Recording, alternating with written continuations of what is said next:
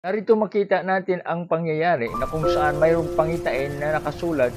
na ihalin tulad natin ang pangyayari sa Apocalypse o Revelation na ang isang hayop, ang banal na propeta at kanyang mga alagad,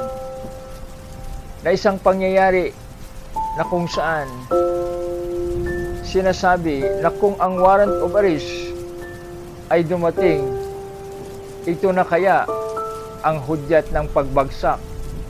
ng halimaw, banal na ang false prophet o bulaang propeta at kanilang mga alagad. Dahil dito makita natin na sinasabi ko isang halimaw dahil ito ay isang hayop ang pagka-describe doon o best sa Book of Revelation.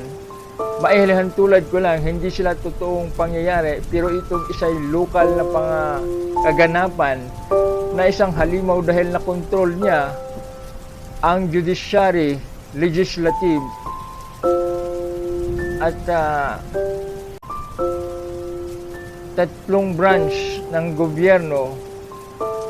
executive, legislative at judiciary, na kung saan mayroon siyang katuwang na isang propeta o bulaang propeta at kanilang mga alagad na tagapagsalita sa kanilang mga gawain. Bakit ko sinabi unang-una itong hayop na naging halimaw? Dahil doon sa bureaucracy na nakontrol niya ang lahat at natakot niya dahil sa kanyang pagpatay, at makikita natin na kung saan umabot na si tinatawag na genocide o crimes against humanity, which is the numbers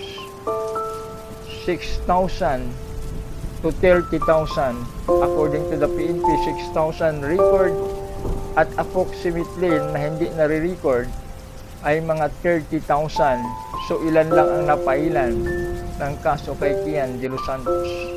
So mga pangyayari noon, dahil sa kaganapan ng krimen na nakontrol niya, natakot ang mga judges, pinapatay kahit sa flag raising ang mga local executives, at walang nangahas na media na gumagawa ng mga pag-usisa ng masinsinan, bagkus ay pinasara ang mga kumukontra o kalaban sa politika. Nakontrol niya sa mga taon na yon. Hindi lang ganoon, kundi pati ang treason, ang pagbigay niyang kakampi sa kalaban ng gobyerno o kalaban ng estado ng demokrasya na ang komunista na si Mao Zedong,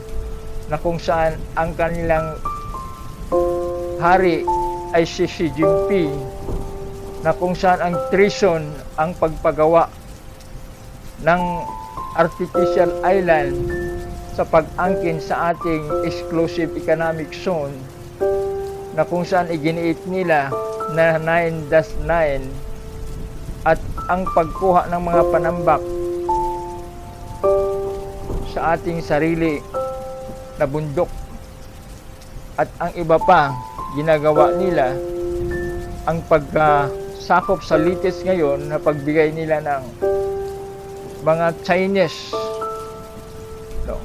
na kung saan nasa loob na mismo at hindi pa sa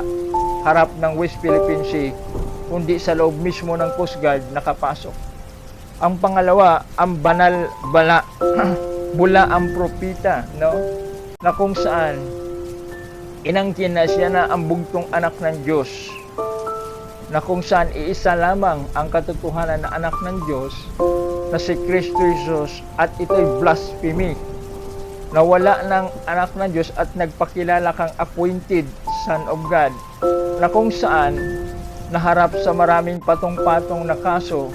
Siguro mga 18 kaso ang hinaharap sa Federal Court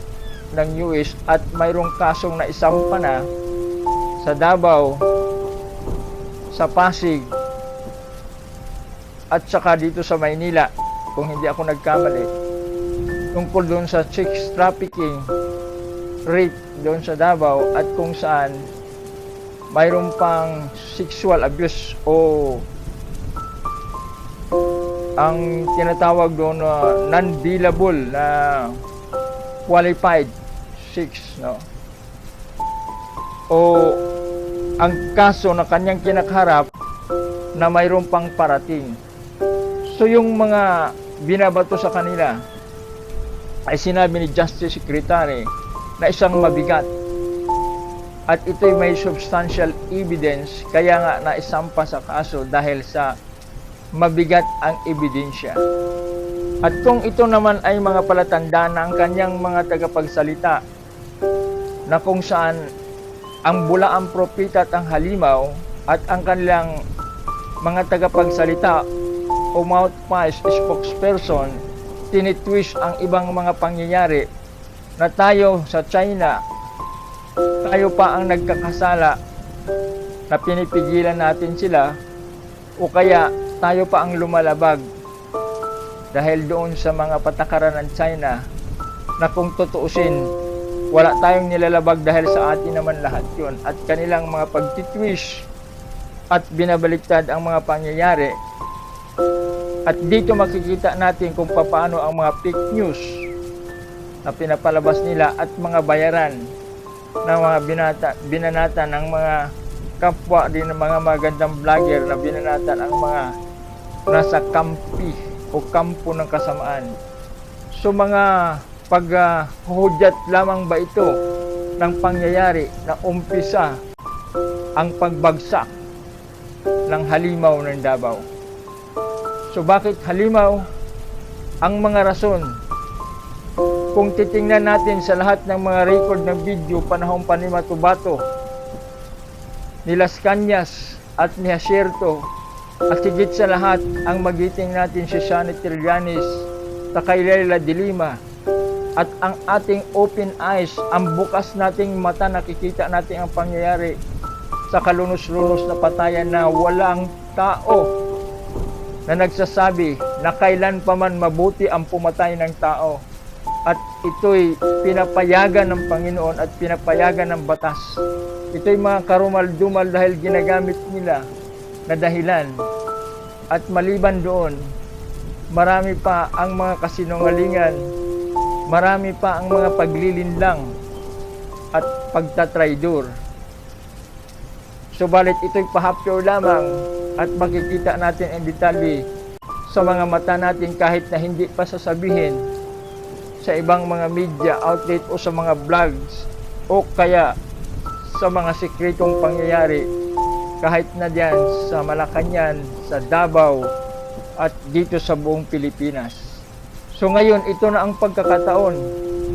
na kung ano ang tinanim ay yun rin ang kanyang aanihin, at ito'y mahilig pa naman silang gumamit sa bersikulo na to. Sa lahat ng pagkakataon mayroong panahon,